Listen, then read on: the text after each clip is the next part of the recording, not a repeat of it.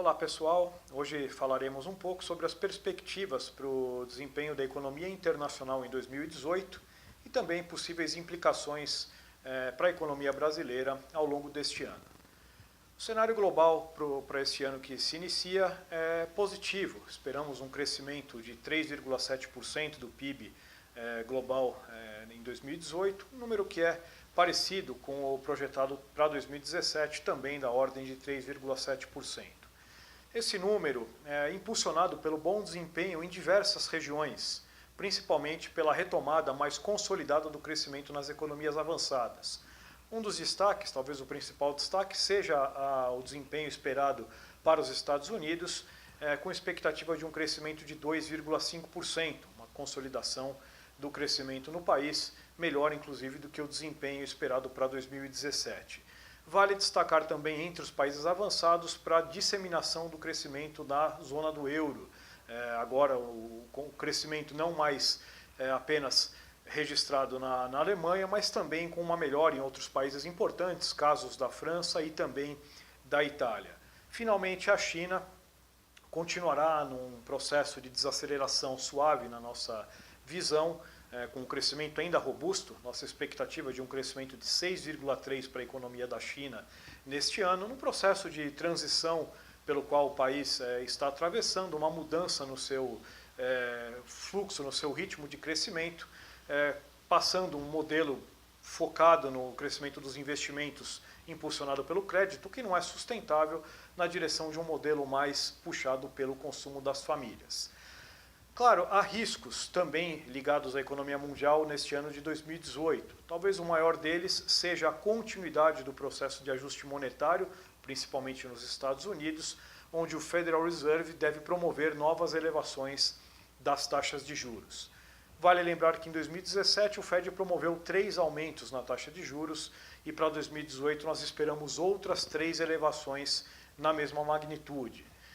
Com a economia americana num bom ritmo, conforme mencionado há pouco, e com uma taxa de desemprego bastante reduzida, há sempre o risco, a preocupação que as pressões inflacionárias se tornem mais acentuadas. Isso não ocorreu até agora, mas é um risco que existe para os próximos meses, o que levaria eventualmente à precificação nos mercados de um aumento de juros um pouco mais intenso. Então este é um dos fatores de risco que merecem ser considerados para esse ano. Claro que a liquidez internacional, que tem se mantido elevada, e mesmo o comportamento do dólar está diretamente ligado a esta perspectiva do ajuste monetário nos Estados Unidos.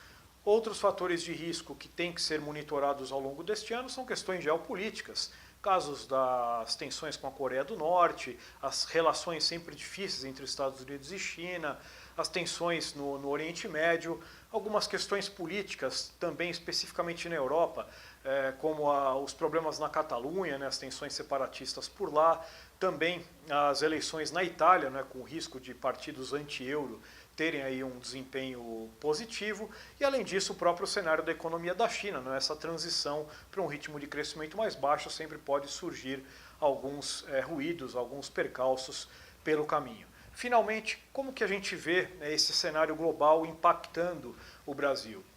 Há 2 caminhos para que a gente analise estes impactos. Primeiro, do lado comercial, e aí os efeitos tendem a ser ainda bastante positivos.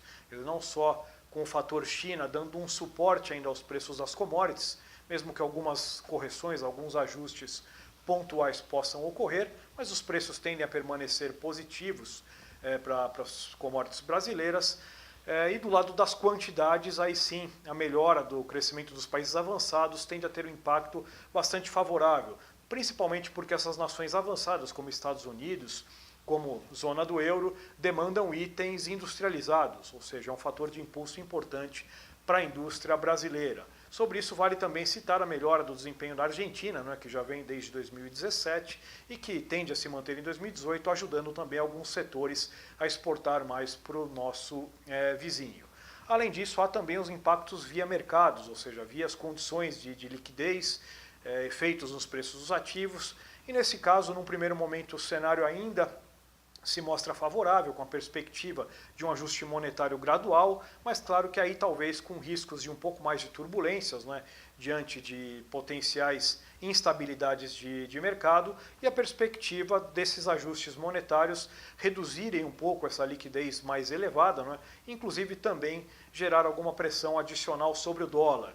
A nossa percepção de taxa de câmbio para o fim desse ano, que é de 3,40, leva em conta não apenas, né, as questões internas, né, o fator eleitoral e as incertezas que nós temos pelo caminho, mas também essa perspectiva externa de algum enxugamento da liquidez, uma valorização moderada do dólar, com isso tendo impactos também na nossa taxa de câmbio aqui no Brasil. Enfim, então é isso por hoje. Até a próxima.